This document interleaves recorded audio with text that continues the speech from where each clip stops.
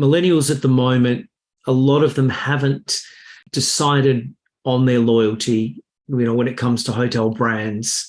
And is that because, do you think it's, as hoteliers, we give them good reason? We're not socially responsible enough at this point. I mean, I know social responsibilities is one of the key things. When I talk to my son, who's in that category, is like, I would prefer to buy something that I know is environmentally friendly, as long as it doesn't cost twice as much. I'm happy to pay more for it.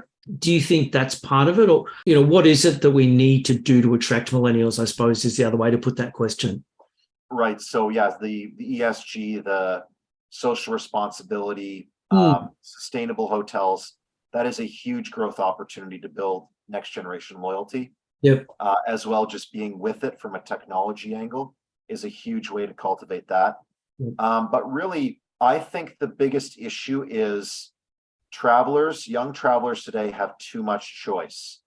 Okay. So if you look at how the Marriott, Hilton, IHG, the big three loyalty programs started, they started back in a time when there was less choice, and back in a time when there was more corporately funded travel. So you had young people entering the workforce when there was less choice, and they had their job saying, all right, you're a traveling salesman. You are literally traveling on the road 3 weeks of the month. Here's your stipend. We have a Marriott account. Get out there and sell. Yep. And they were just accumulating points and points and points. And then that's how you have a Marriott man with 1 million Bonvoy points who now is looking to retirement. And he's saying, well, yeah, Marriott's the way to go. I'm going to travel the world and stay at Marriott hotels. Yep. The problem now is we have less corporate travel, so we have less of that early exposure on that end.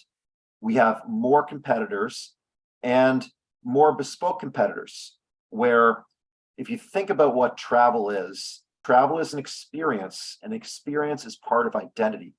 So the corporate responsibility, that's part of a person's identity. That's how they see themselves and give themselves meaning in the world in much ways. So if you look at the growth of Airbnb is immensely popular amongst millennials and centennials. Yeah. Why? Because they are unique rooms, full houses. They offer to that generation's perspective, a more unique experience. And that's why they're seeing such growth. And it's not a hard, fast problem. It's pretty existential to try and fix the too much choice. But related to that, one thing I'd note is we are seeing a resurgence of trusted travel advisors. Okay. Where travelers nowadays are basically saying, there's too much choice. I'm sick of hauling up 30 browser windows to find the hotel I want and cross compare. I'm just going to pay some guy $300 to figure that all out for me while I go on my vacation according to what I want. So the problem of too much choice, I believe it can be fixed with marketing and branding, and really making sure that people are exposed to a good family of brands and they understand the meaning within each sub brand of that, and they understand that each hotel has unique offerings and what the key brand points are. So I don't think it's a demise, but we can definitely use some work to solve this too much choice problem. It's an interesting point, because a lot of the chains now have, I'll get this number wrong, but as Marriott got up to 30 different brands within I don't even know 30 people in person, right? I mean, who has time, right? Let alone learn 30 different hotel sub brands. I mean, correct. There's Coke and Pepsi. Name me a third soft drink company, right? That's true. Yeah. Too much information. Yep. And I know a lot of people said to me, like, where does a Pullman fit into, I understand Sofitel, then you've got Novotel, I get those, but, what's a Pullman? Who is a Pullman for? That is. Well, I mean, just to speak candidly, I love Accor as a company. They have some fantastic hotels around the world. And where they can really fit in is by filtering it. So you have the Novotels over there, which is to say, okay, you want to be downtown, you want to have a hotel room with some services, and you don't mind staying at a big hotel.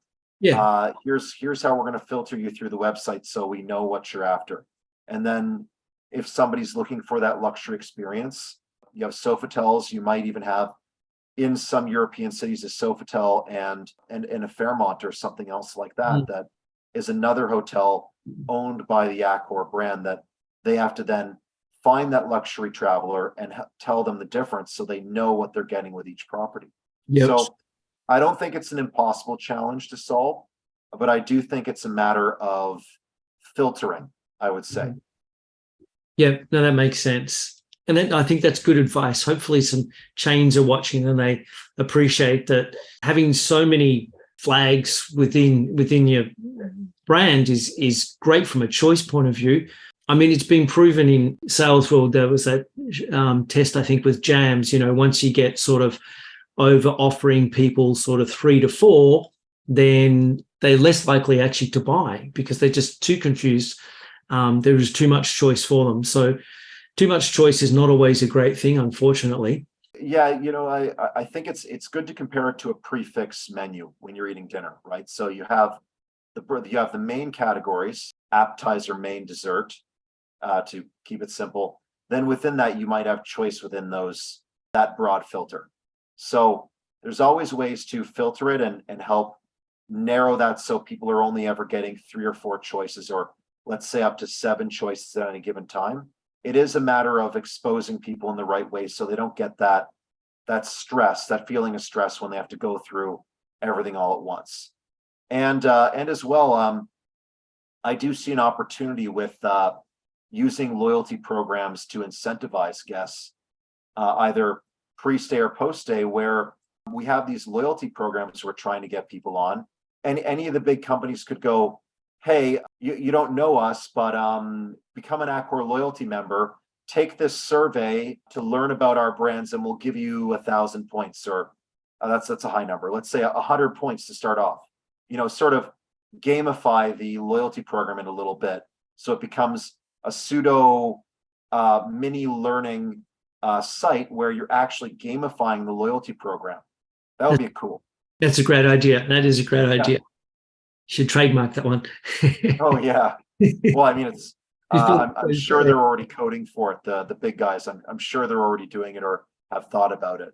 But yeah, the filtering and gamification of education. It's those can be huge. And again, we're talking about the big brands. Small brands can do that too. There are lots of platforms that can deliver automated surveys, and then all you have to do is you have that as a pass-through code onto your loyalty program. That can be done by any hotel around the world right now. But the key thing is you just have to put yourself in the guest shoes. The guest is seeing too much information. Yeah. The average business person is getting like 100 unsolicited emails a day, of which everyone's vying for their eyeballs without any promise of remuneration. So Yes. you come along as a hotel and you say, learn about our brand, take a quick quiz to prove you've learned something, and we'll give you the equivalent of $25 F&B to be spent back in the hotel. Yep. That can be done using technology, and that'd be a great way to get people invested in the brand. Yep. That's a great idea.